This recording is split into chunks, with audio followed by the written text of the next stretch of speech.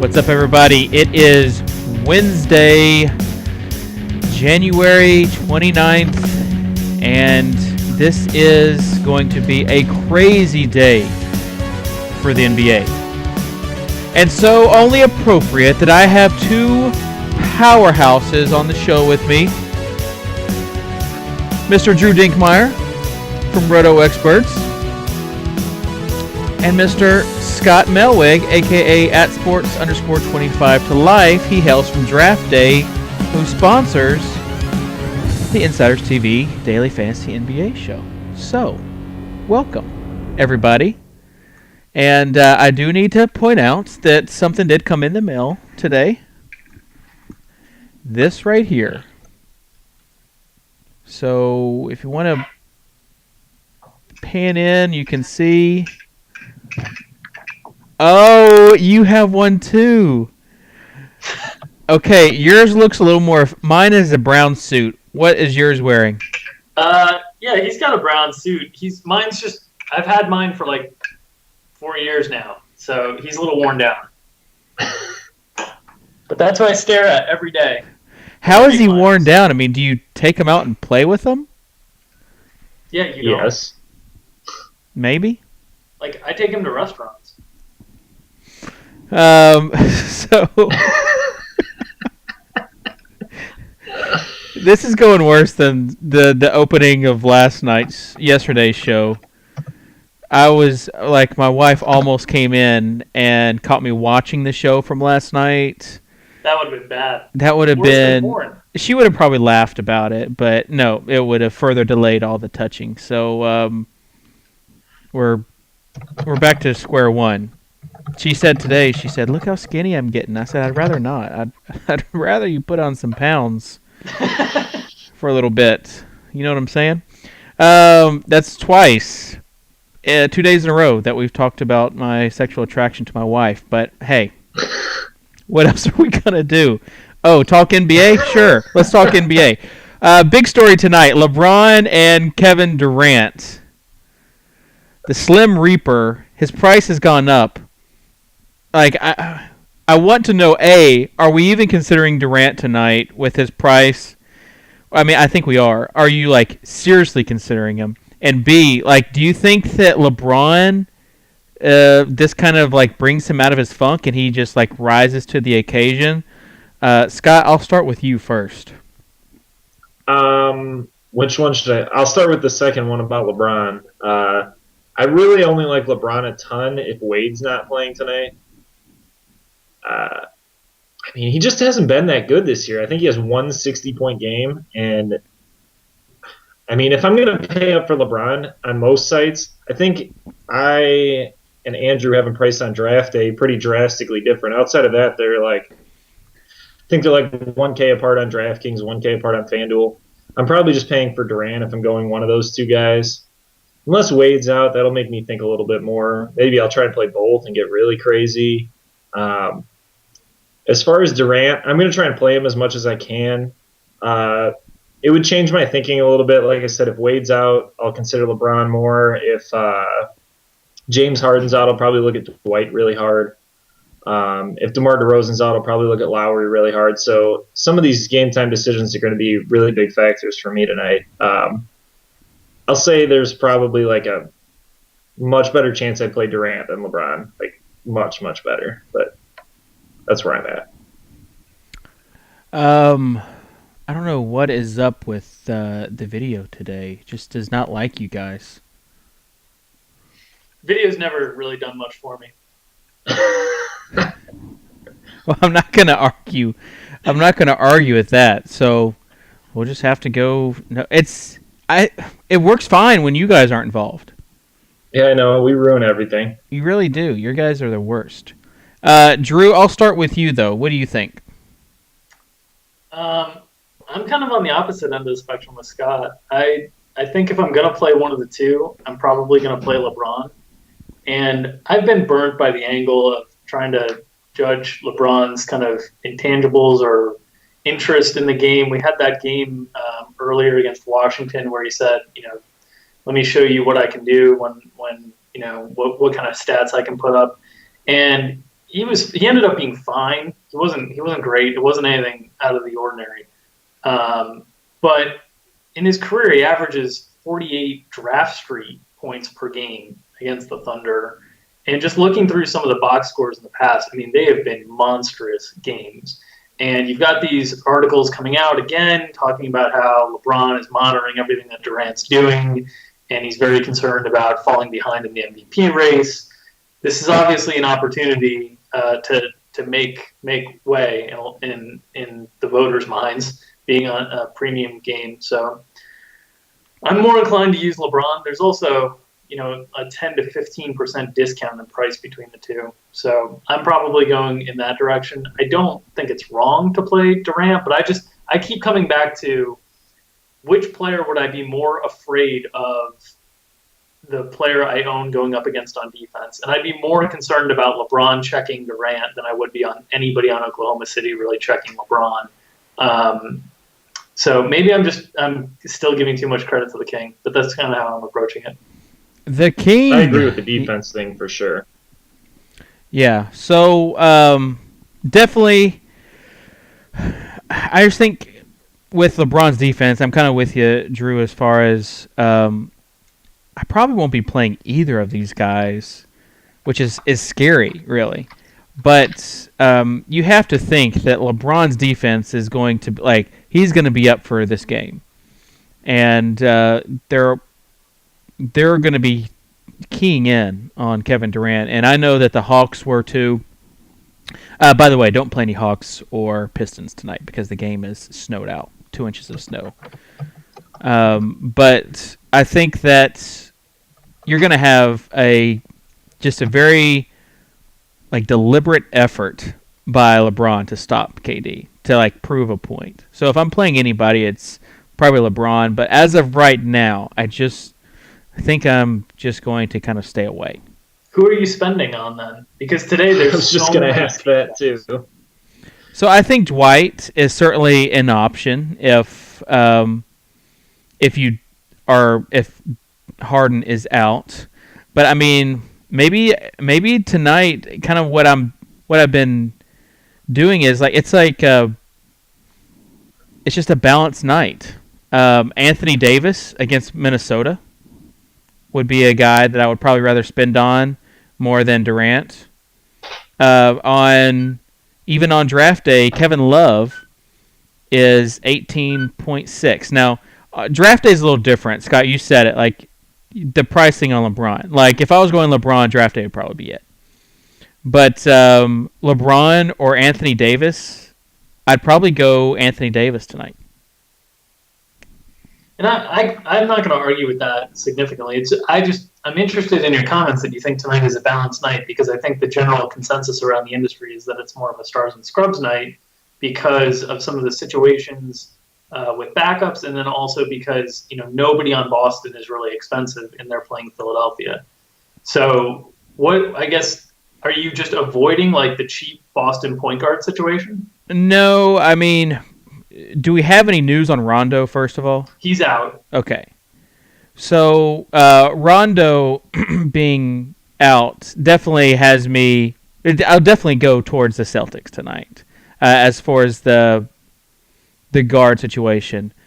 I'm talking about I guess for me spending on. I'd rather spend on K-Love or Anthony Davis, and go. I've just been burned by stars and scrub this past week. That's why I just want to play it safe tonight. Is there anything wrong with that? I'm just trying to figure out who the safe option is. That's what I'm trying to figure out. I wrote our column today, and then I started playing around with lineups on FanDuel and Draft Street, and the way pricing is today, I'm having trouble not ending up with stars and scrubs. Okay, I'll throw out some names for you, mostly big guys. Gasol against Sacramento. Conley against Sacramento. Both those guys are interesting plays. Nene against the Clippers. Dirk against Houston. That's not really spending, but those are kind of balanced guys that you still can get cheap guys. I'm not opposed to playing an Anthony Davis or a K Love tonight at all. I would just rather play them than LeBron and Durant. The only thing that I would want to play LeBron is on draft day, or if for a GPP that I just wanted some sort of action while watching that game. Because it's going to be an entertaining game to watch. What about on FanDuel where there's 2 small forward spots? So on FanDuel, what I've been doing is kind of punting that small forward position, except when Kevin Durant plays. So let's take a look at some of the small forward options there on FanDuel. You've got Amini, who I've played probably 3 times in a row now, and he's been not bad. But Jeff Green, I guess, would be the guy that would stick out the most. But Green and Amini, or Green and Marion against Houston. Do you go Green and Gerald Wallace? Do you double up on Celtics? Yeah, I don't mind that, even though Gerald Wallace's game last night was a little bit different because of the blowout factor. So I don't mind playing Wallace and Green tonight, especially with the point guard situation. I can't argue with that. What are you looking at, Scott? Yeah. I mean, I just can't get really excited about any of these mid-range guys. So I'm kind of with Drew where I'm trying to go more stars and scrubs. There's some of these guys that are going to be really hard to pass on, like Marco Bellinelli. I know he's been terrible because I've been playing him, but he's going to play I have him projected for 39 minutes tonight. It's just really hard not to take a guy for as cheap as he is around industry when he's going to get probably high 30s in minutes. Ronnie Turioff obviously is filling in for Pekovic. Boris Diaw had the biggest game I've ever seen from Boris Diaw last night. Gosh, that was ridiculous. I mean, it was insane. I was really mad that I played Gerald Wallace last night when I saw that Diaw ended up with 40-something fantasy points on every site. There's just a lot of cheap guys. It's just tough. Assuming Rondo's out, I saw doubtful. I mean, I'm kind of assuming he's out at this point. I don't know. Drew, do you have confirmation that he's out for sure? No, sorry. I just saw that he was. I saw really doubtful earlier in the day. Was a tweet by one of the Boston. Yeah.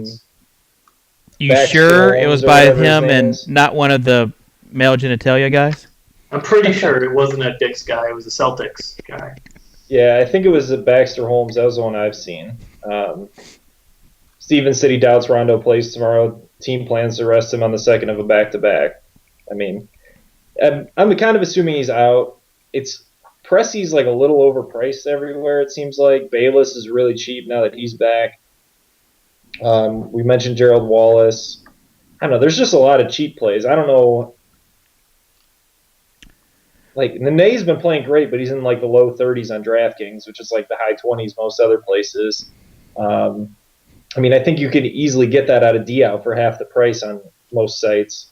I'm not saying you will for sure. Just that's my kind of thought process there on why I keep ending up going stars and scrubs. Yeah, it's going to be really an interesting night because there's not a lot of point guard guys that are even interesting. Usually there's 7 point guards that I want. There may be 2 today that are above 5K on DraftKings and FanDuel. I don't know. Yeah, I mean, so we're talking about. So I guess that's one of, when I say balance, I had one site in mind, and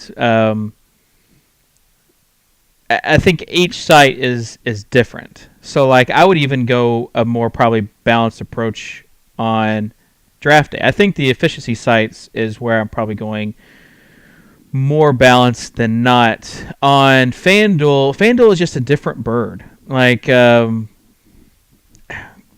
Turioff at center, I could see that.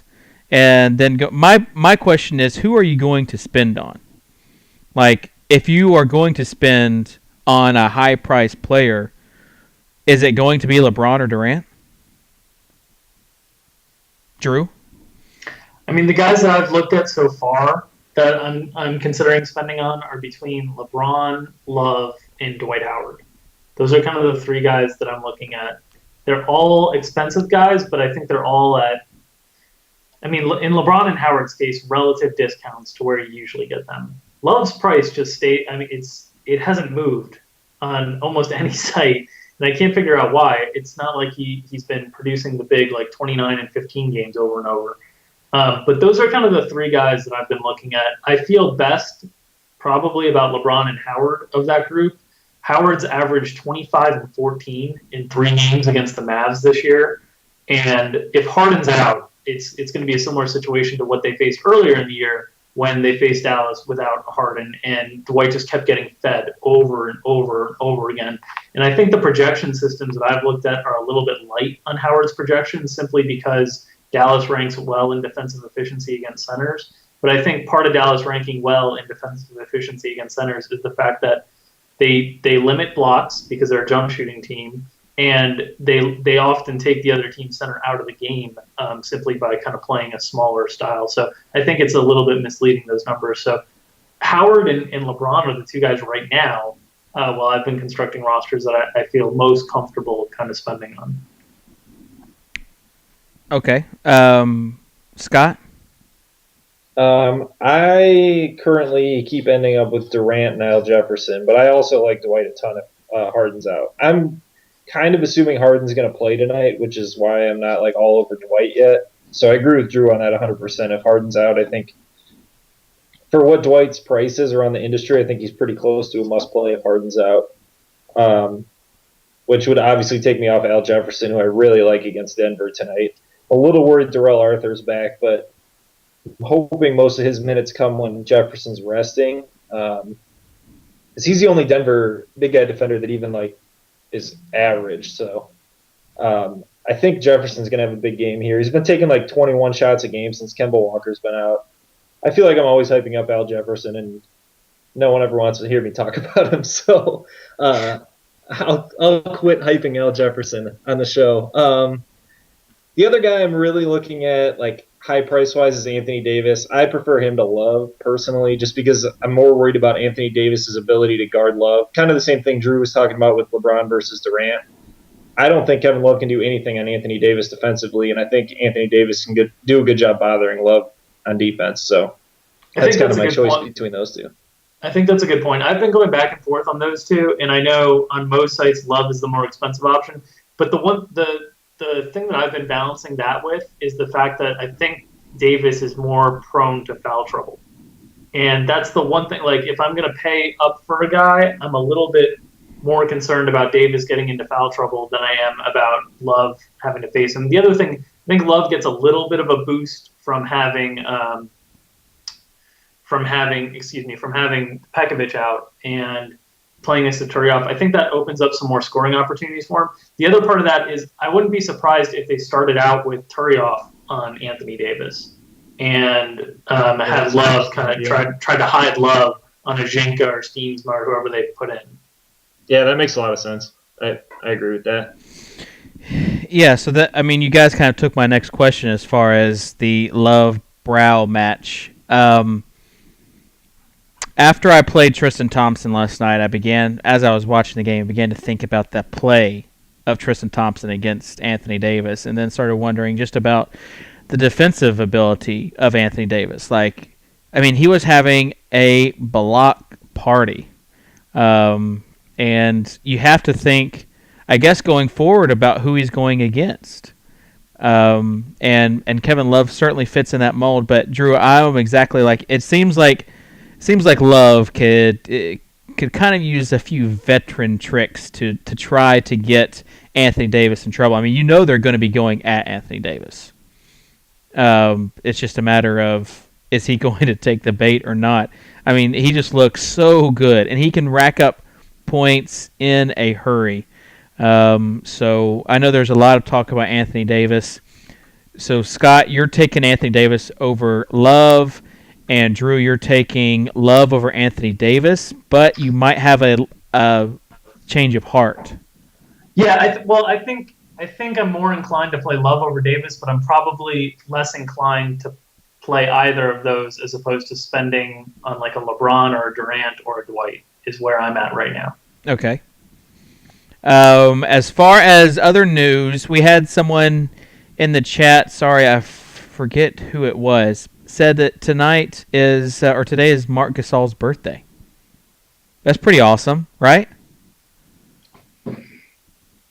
No? Silence. Crickets. Iguodala didn't exactly light it up last night. I'm still like the birthday thing and the bobblehead thing. Like, I don't get it. And when Davis said there's math behind it, great. Now I've got call solicitors. When Davis said there's like math behind it, I was totally confused to hear that that's the case, because it doesn't make any logistical sense to me why somebody would perform better on their birthday or on a bobblehead day. I don't know. But my concern with Gasol tonight, who I know the projection systems love because it's a great matchup and he's way underpriced. My one concern with him is the back-to-back. He only played 24 minutes in the last back-to-back. That was a little bit of a blowout, but I don't know how much he's going to play. That's the big thing for me. If I could get confirmation that like he's under no sort of minutes limit or restriction on a back-to-back, I would be very excited to play him kind of across the industry because I think his price is really nice. Okay. Thoughts on Gasol? You like, obviously, Scott, Jefferson over Gasol tonight. Yeah, I mean, they're totally different price ranges for me, though. Like, I don't really mind Gasol. He's actually one of my favorite players. I'm a little weary with the back-to-back, and he was like saying that his knee doesn't feel great still the other day, which kind of worries me, especially on a back-to-back. I don't know. There's just like a lot of risk there in a game that could easily be like a 40-point blowout too.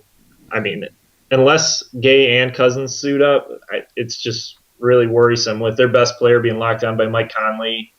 And I mean, there's just like a lot of risk there, even though it's kind of built into his price, which is nice. There's just, you can get like Gortat for less, who seems like almost a lock to play like 37 minutes tonight and score 30 fantasy points, which there's one mid-range guy I really like is Gortat. Yeah, I mean, he's had a few good games going against the Clippers. Now they're on the back end of a back-to-back. This is going to be a fun game, though. Last night was fun. Did you see the left-handed three by Curry to try to tie it at the end? I swear he shot that left-handed. He did. He shot it left-handed off of the wrong foot, fading sideways. It was crazy. And I was almost expecting him to make it. Like, okay, this is going in just because it's Steph Curry. Before we get into this Washington Clips game, I want to go over a comment that Drew said.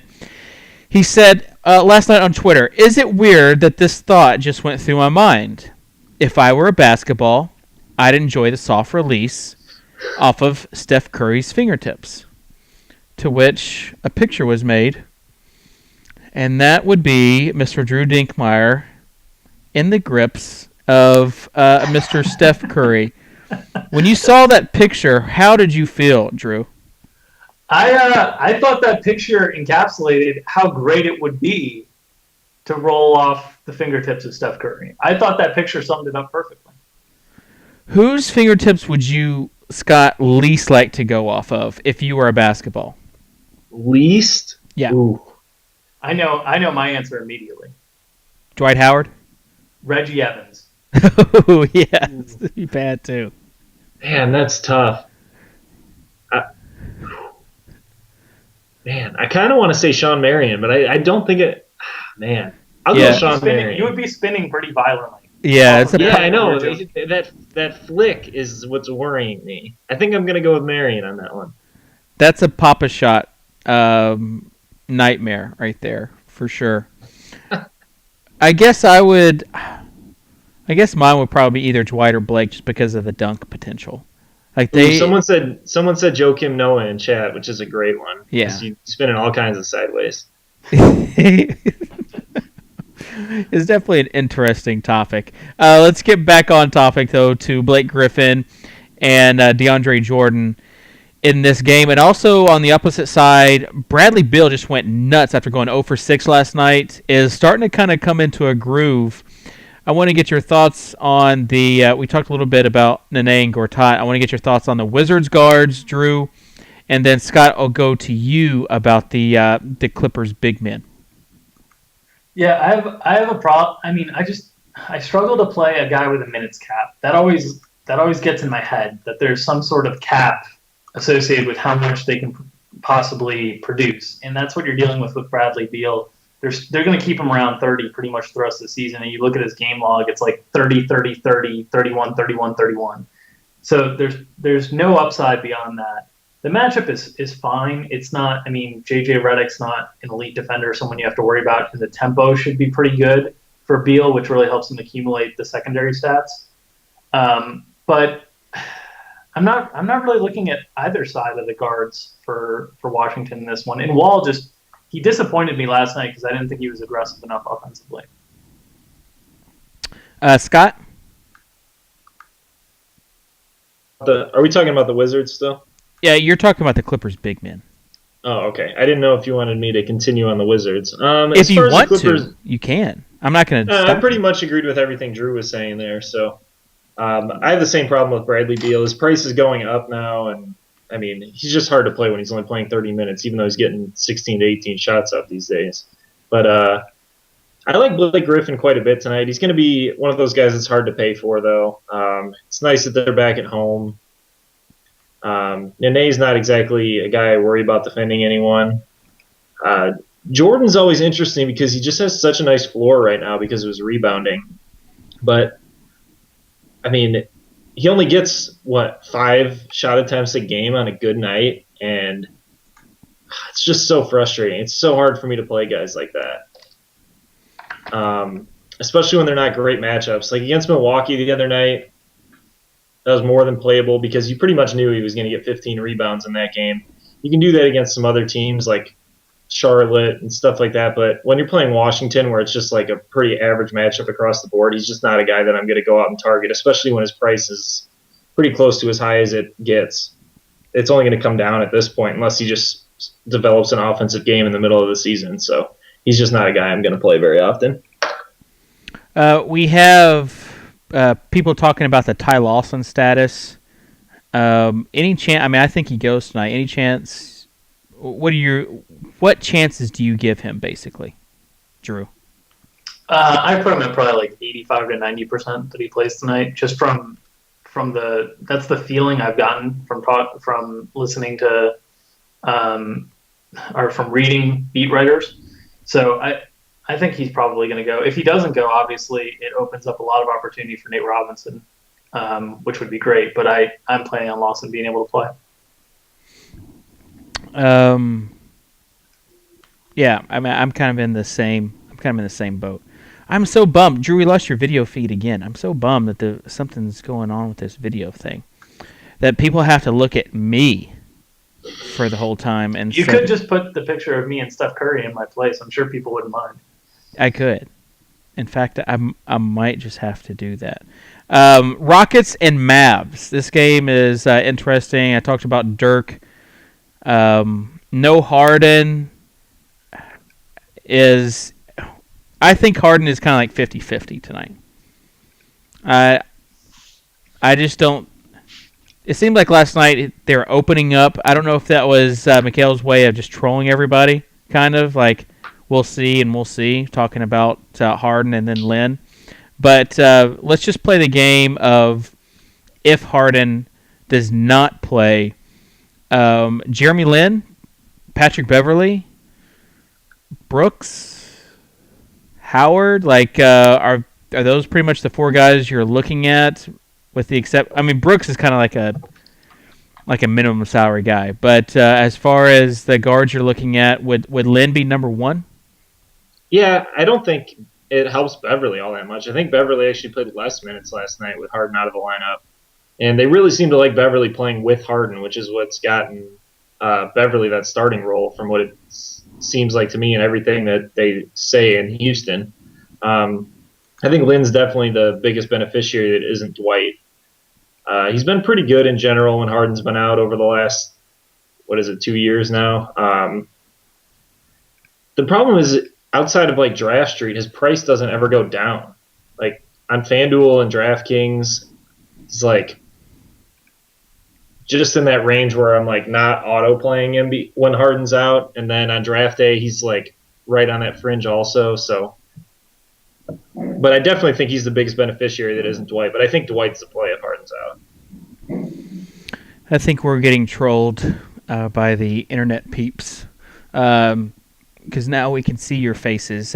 Drew, thoughts on this Rocket situation? I mean, Jeremy Lin had a pretty good game last night, especially, I mean, he was one of the reasons why him and Chandler Parsons, of course, but one of the reasons why they came back to beat the Spurs. So has his price really gone up that dramatically from yesterday that it would prevent you from playing him? No, but what Scott was saying, I think, is appropriate. That it really isn't that cheap anywhere except Draft Street. You know, 8K on Draft Street is pretty favorable on a pretty tight cap over there. And then like all the other sites, he's priced probably a slight discount if he's a starter, but very expensive if he's a backup, and it just hasn't moved down. So I would say Draft Street, he'd probably be a near must play for me, but the other sites, I would say, you know, he's a fine play, but not somebody I'd be actively targeting. And I agree with Scott that I think Howard's the guy who's the biggest beneficiary if Harden doesn't go. And then on the other side, I really like Dirk and Monta a lot in that game too. I think that's going to be a game with a lot of fantasy goodness tonight. Magic and Raptors. This game, the Raptors actually are a 10-point favorite over the Magic, which I was kind of surprised when I saw this opening line. So the Magic are really bad right now. Yeah, but like -10 to the Raptors. Detroit blew them out last night. Yeah, but I mean, you look at who they have. And it's not like they have like a bunch of bad players. I just don't know this -10 point spread tonight, but that just could be me. Thoughts though on the Raptors big men? We always kind of target big men against the Magic. So Amir or Joval, like Joval has been like a kiss of death recently. Pat is certainly an interesting option if you want to go that 6-man, especially if they're going to be up by 10 and there's a blowout potential. But for the most part, I'll probably be staying away from the Raptors tonight. Scott, what about you? Yeah, I think Joval's probably my favorite, but he's more of a tournament play. He's been rebounding at a really high rate over the last like 8 or 10 days, which is good. And like you guys mentioned, Orlando's defense has been just absolutely terrible, especially against big guys and point guards. I don't know. I like Kyle Lowry quite a bit. My concern would be the blowout. I think he's a really, really good play if DeRozan's out. His usage rate was crazy the other day. I think he had like a 35-5-5-5 game or something like that. He should have a huge game if DeRozan's out. I'm not really sure what to think of DeRozan. I haven't heard any reports yet today. It seems to make sense that they would hold him out another game at least if he's having any kind of soreness. Just because of how weak the East is and the fact that they're like pretty locked into a playoff spot right now, which is really weird to say. But yeah, I like Lowry. I think Ross, anywhere his price hasn't skyrocketed from that huge game, if DeRozan's out, is also a pretty solid play. And then Valanciunas. I don't really like playing Amir Johnson right now just because he's basically the one that's ceding the most minutes to Patterson most nights. And Patterson's been playing pretty well. So I think there's definitely stuff you can consider with Toronto tonight based on price. It's just really going to depend on price for me for all these guys. Like, I don't want to take a huge risk on Valanciunas. I don't want to overpay for Lowry. I definitely don't want to overpay for Ross. So I think you just got to look at price with all the Raptors. Drew? Yeah, I like Lowry quite a bit if DeRozan's out. Scott mentioned the usage rate was like 31 or 32% last game with DeRozan out, and for the season it's only around 20%. So that's a really big jump in opportunities. Terrence Ross, I was looking around. His price doesn't look like it really had any big jumps from the big game. So like I think he's fine if DeRozan's out. He's not somebody that is a must play to me, and I'd probably rank him right alongside Bellinelli. Like, I don't think there's a big difference between the two if DeRozan's out, which I know is going to be annoying to people in chat because that's going to be a decision for a lot of people on FanDuel. But I don't really have a strong preference. And then I like Jonas a lot. Like, I don't know that I have the stones to put him in my cash game lineups, as Scott mentioned. He's been more of a tournament play of late, but the Magic are getting out rebounded on average by over 7 rebounds per game since Vucevic went down. And to put that in perspective, like the worst rebounding team in the league, the rebounding margin is like around 5. So they're like way worse than the worst rebounding team in the league when they don't have Vucevic. And they just, I mean, size-wise, they don't have anybody that can even contend with Valanciunas because they seem totally intent on leaving Kyle Quinn on the bench, which I think is a subtle tank move.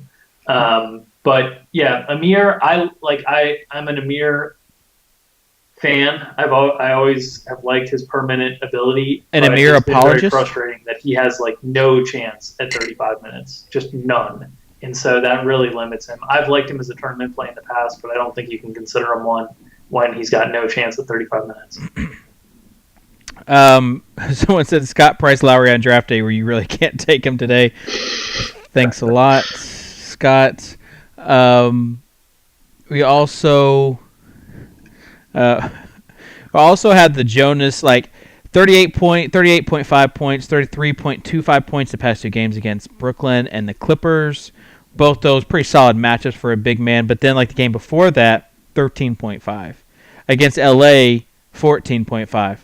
And that was against Philly and LA, like 13.5 and 14.5. You have to know that he is like kind of boom or bust, and you're just kind of banking on that to be tonight to be a very nice game. I would agree about Lowry, though. He would be one of the kind of the top-notch point guards that I would target away from draft day, where Scott didn't price him ridiculously high. Thanks a lot, Scott. The other thing about Jonas that I'll say, like the up and down nature, Philadelphia and the Lakers, just those aren't 2 matchups that are good matchups for him. He gets run off the floor in those types of games. Orlando is not going to really do that. They're more of kind of a plodding team, a neutral pace team. So I think he's a little bit safer in this type of matchup than he is on those other matchups, which look really good from a defensive efficiency standpoint, but are the types of games that he can't keep up in. And so I think that's one of the things that you have to kind of take into account when you're looking at projections or different things that are based just off of metrics on paper. Is you have to kind of understand how the game flow will go. I don't think that's as big of a risk. And the other thing is Valanciunas gets in foul trouble a lot, which limits his value. I don't see a lot of guys in Orlando that can really get him in foul trouble. They don't really drive to the basket very much. They're really a mid-range jump shooting team. So I think I agree that he's probably best used for a tournament, but I think tonight is a little bit safer than some of the other matchups we've seen. All right. I mean, it's fair enough. Let's talk about this Boston-Philly game. Someone mentioned earlier that it's going to be a going-home party for MCW. He's got lots of family coming in to watch him play. And then, of course, you have this guard situation where Rondo is, we're just going to assume, going to be out, leaving you Pressey and Bayless, and then Jeff Green or Gerald. I mean, last time when they were really limited, Gerald Wallace and Jeff Green were the guys that you wanted to own, along with like Pressey. Pressey hasn't been bad at all. So where his price tag is, are you comfortable with taking him in cash games? I guess would be the big question. Scott? Pressey? Yeah. Yeah, it really depends on the price though. Like FanDuel, for instance, he's really close to the minimum. I think he's a really good play there. DraftKings, he's like 4,800 or something, which I think he's really, really hard to play there when you can get Bayless for 3,100. I mean, Pressey's 5K on draft day. I think he's a fantastic play on draft day. I haven't looked on Draft Street yet, so I don't know those prices. I think they're about the same. They're like Bayless is 6'1" and Pressey's 6'4". I think that's the big decision because they're the same on FanDuel pretty much. Bayless is like 3'8". So the question is, do you pick one of them? Do you play both of them? If you play both of them, then you're like locked into stars and scrubs. just the way that goes. So I think that's the big decision tonight, is trying to figure out which of the two between Pressey and Bayless you feel more comfortable playing. Yeah, I mean that's ultimately the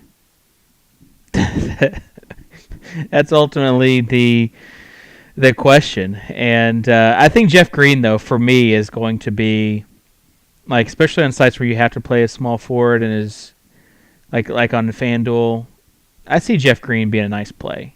And last time I had Jeff Green, I think it was on FanDuel and DraftDay, and he had with this guard situation, and he was really good to me that night. And so I think I'll reward him by playing him again tonight. I don't have a problem with that at all. But as far as the Philly side, Spencer Hawes, like Thaddeus Young, we talked about the kind of the big men against the Celtics big men. Like, is there anybody from, or I guess if you're like ranking them 1 through 4, who would be the guys that you would want to play from Philly, Scott? With obviously MCW, Turner, Thaddeus Young, and Spencer Hawes being the 4 guys. MCW is by far my favorite, but he's also, of course, the most expensive. If assuming Pressey's starting on him, MCW is like a foot taller than him, which should help both his jump shooting over him and passing over him, which is great.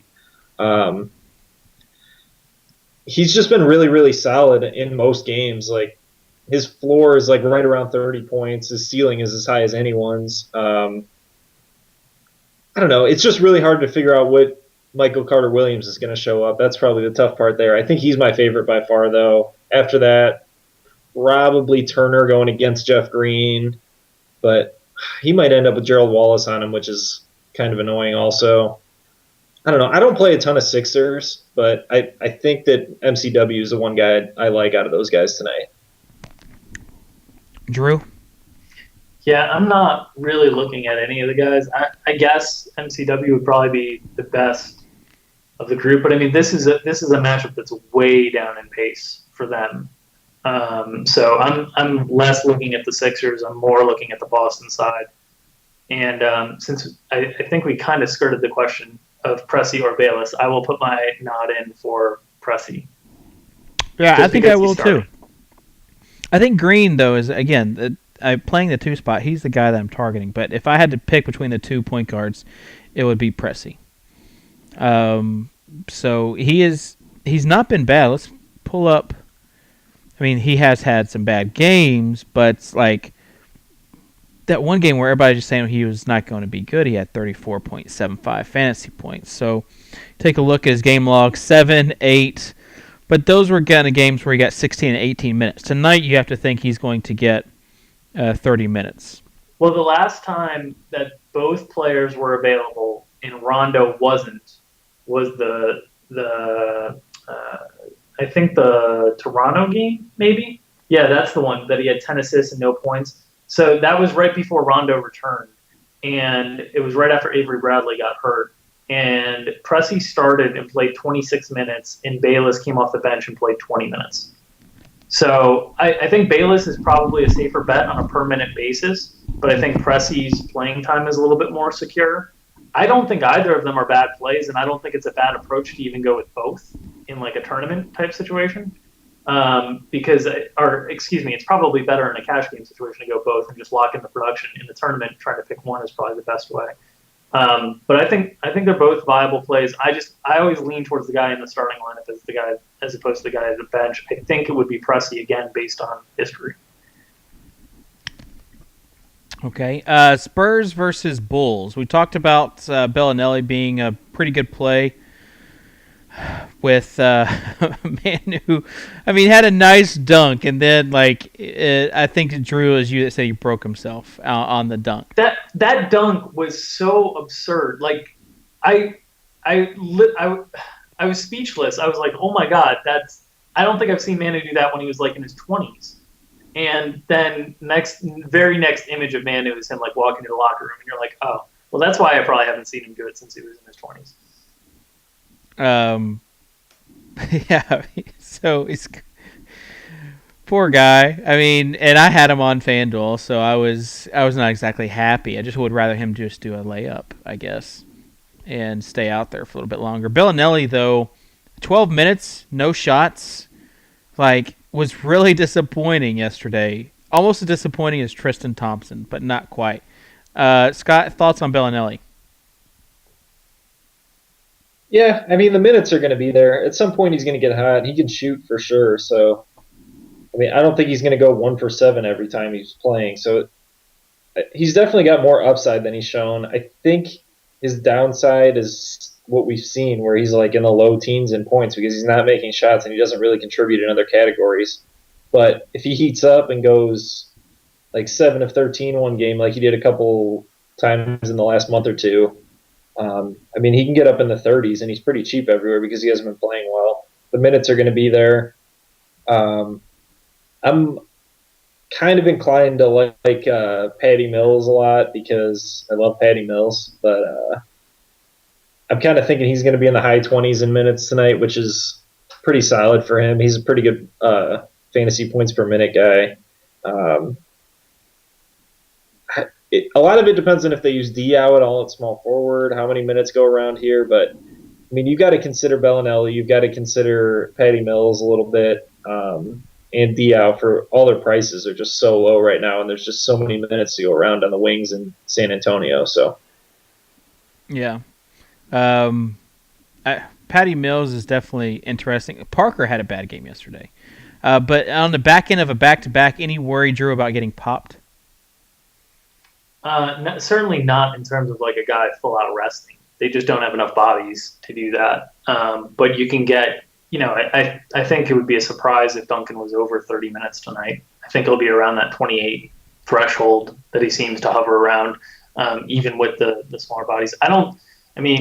Their offense is the type of offense that gives Thibodeau's defense trouble, because they move the ball, they rub a lot of stuff off picks, and the ball is just constantly swinging. And so in the last few years, like ISO games or like, pick and roll heavy offenses, like Thibodeau's defense can hang with, but the ones that just swing the ball repeatedly, the kind of European style basketball, he struggles with. So I think they'll do well offensively, and I think this game could be a blowout because I think the Bulls will struggle to score.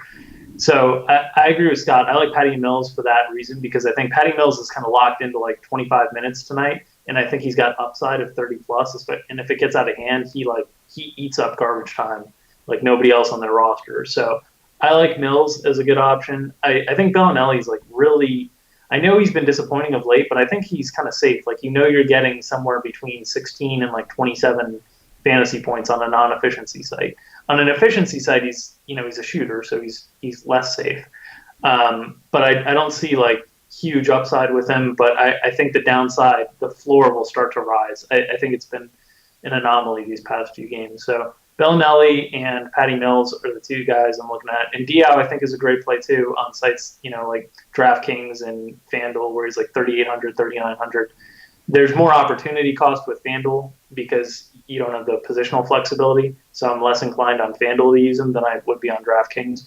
But I think all three of those guys are fine plays. I'm less likely to use Duncan or Parker tonight, just because I tend to think the Bulls aren't going to be able to keep this game close. Okay.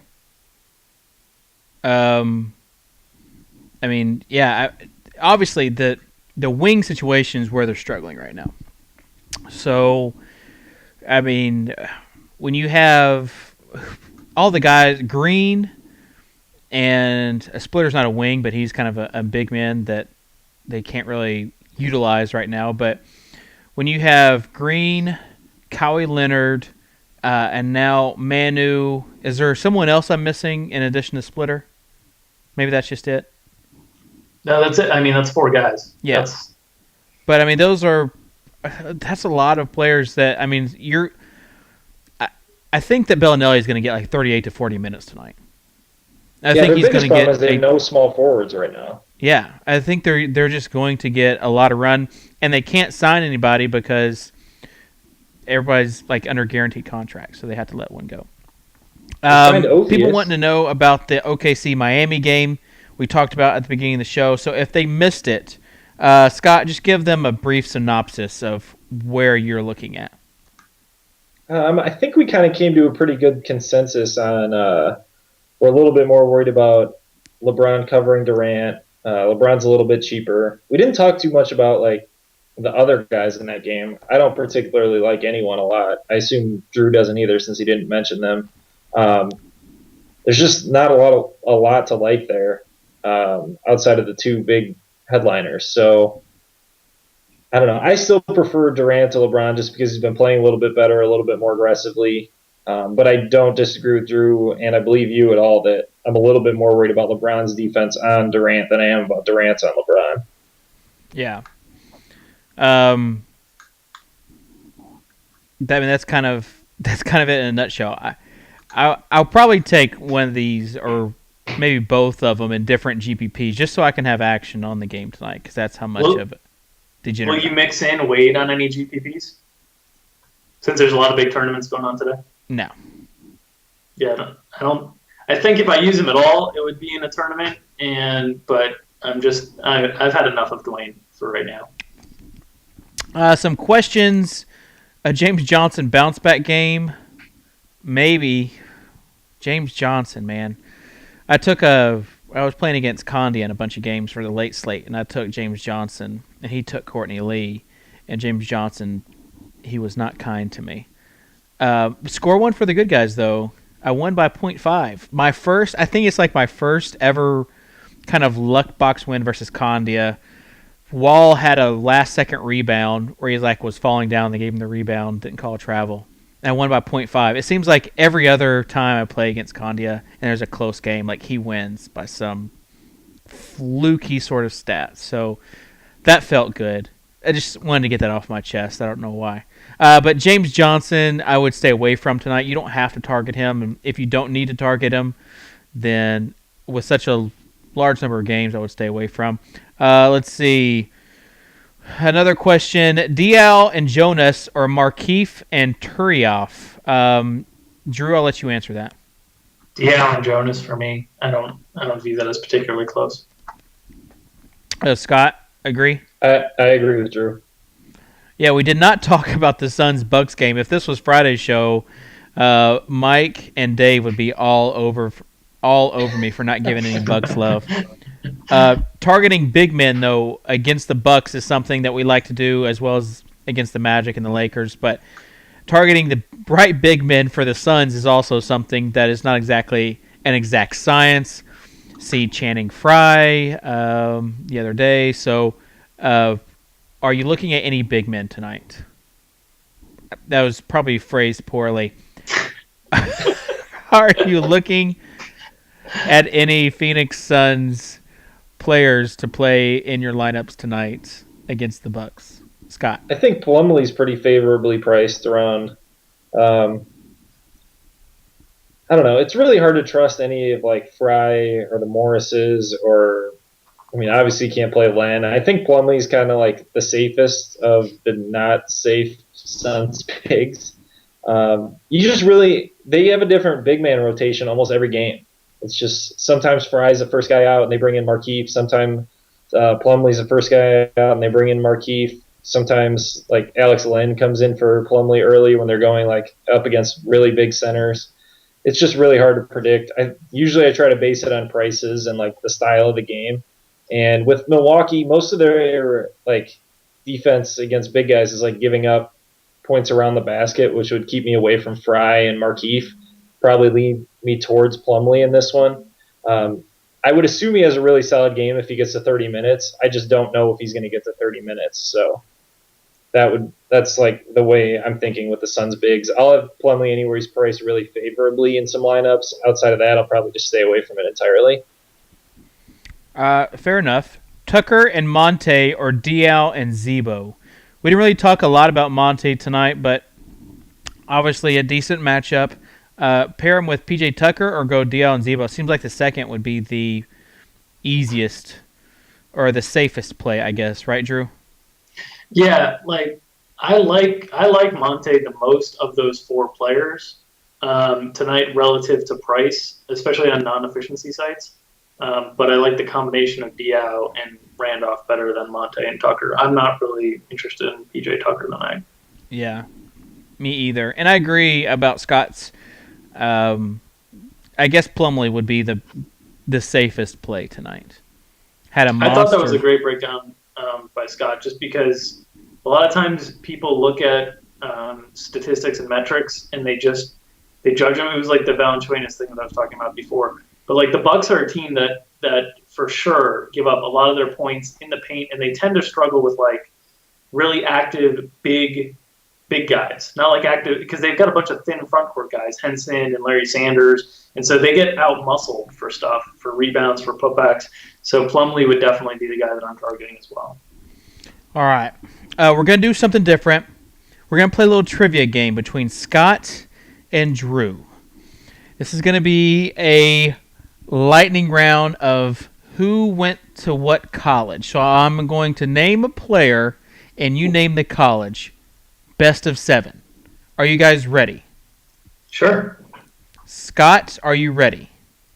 Yeah, are we just going like whoever says it first or what? Yes, that is how most games work. It's not like we're not going to do like I don't have a multiple buzzer. choice. No multiple choice for you, Scott. Stop trying to get the easy way out. All right. First option, or first player, Dion Waiters.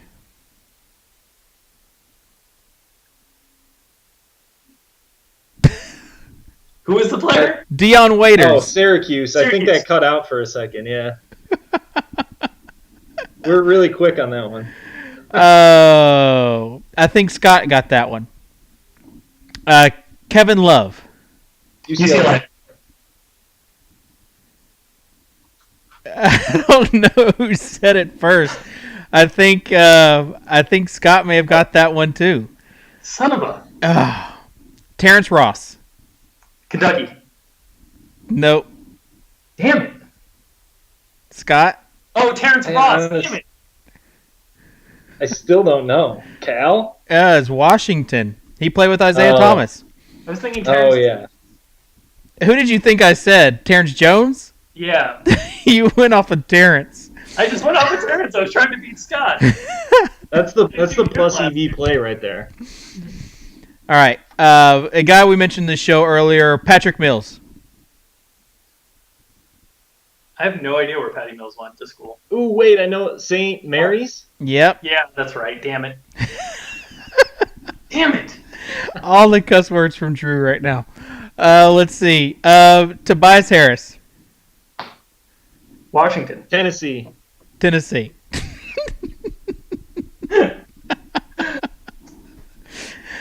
Oh, Zach Randolph. Michigan State. Yes! Score 1 for Drew. And last but not least, Matt Bonner.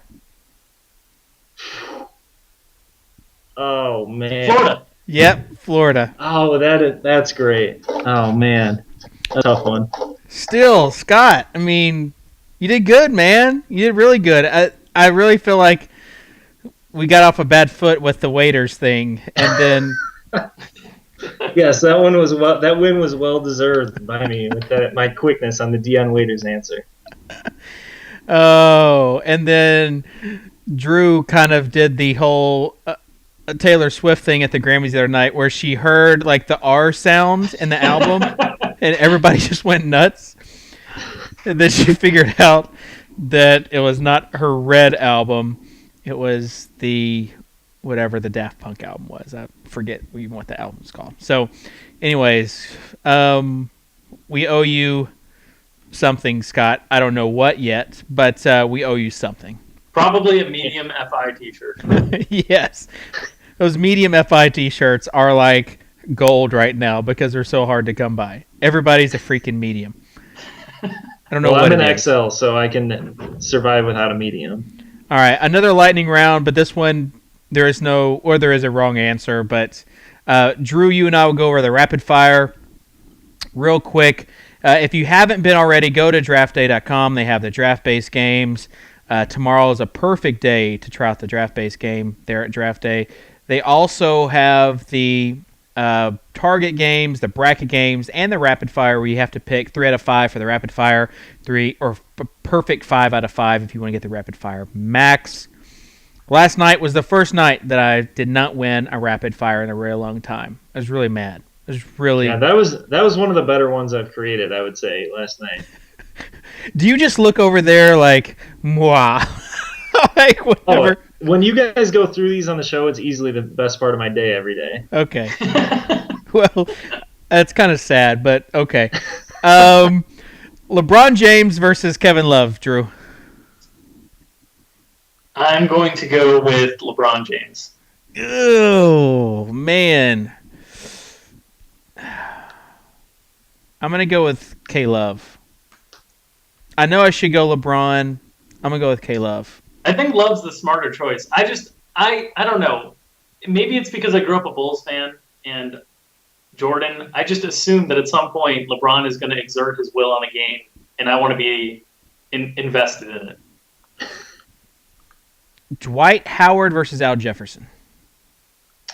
Dwight for me. Dwight if Harden's out for sure. If not, it's closer, but I'll still go Dwight. Yeah, I'll go. I'm on the same boat. Blake versus Kyle Lowry. Blake. Ditto. MCW versus Dirk. This is a good one. Dirk. Really? Yep. I'll go MCW. Gerald Wallace versus Boris Diaw. Boris. So there you go. And this is a rapid fire max. So I'm going for all the monies right here. And click submit. There you go. Locked in. So there you have it. That is our rapid fire. Also, if you ever want to know where the public is on, go to the homepage and fantasyinsiders.com, and you can vote and see kind of where everybody is on, if they're on a certain player or if they're not. So that's also DraftDay has golf games. Don't forget that. Oh yeah, they do. They do have golf. I mean, golf is going to be like. It really speaks to, I won't go down the whole WNBA point again, but it really speaks to that DFS can make anything interesting. So people that don't this golf tournament is awesome. It is if I was going to watch one golf tournament, it'd be it. Because this is the one. They have caddy races. They have drunk heckling. Like, this is the one to watch. The heckling is my favorite. This is like, if I would say that I watch this over the Masters most years. Just because this is like my style of golf. It's like the Happy Gilmore of golf tournaments. But anyways, Scott, anything else going over there at DraftDay right now that I did not mention? On Friday, we're going to have a super qualifier for 20 seats to the Hardwood Classic, which is next Friday, I believe. Is February 7th next Friday? Yes. So that super qualifier is for next Friday's 25K Hardwood Classic. There's like mini qualifiers to that for 3:30 in the lobby right now. There's two qualifiers to the 100K Championship in the qualifier, 155 and 127. Once this Hardwood Classic is over, we're going to try and do some like other price points with those qualifiers and stuff too at some point. So definitely check back on those. We'll probably email about whatever price points we end up doing for the 530 qualifiers. Very cool. And Drew, you want to tell us about the thing you have going on at Roto Experts right now? The thing I have going on? I know. As soon as thing left my mouth, it was even worse. As soon as the word left my mouth, like I was immediately regretting it. That's all right. We've got our subscription service over at Roto Experts. You go to the Daily tab, Daily Fantasy Rundown. It's premium content subscription service produced by Mike Leone and myself every single day of the NBA season.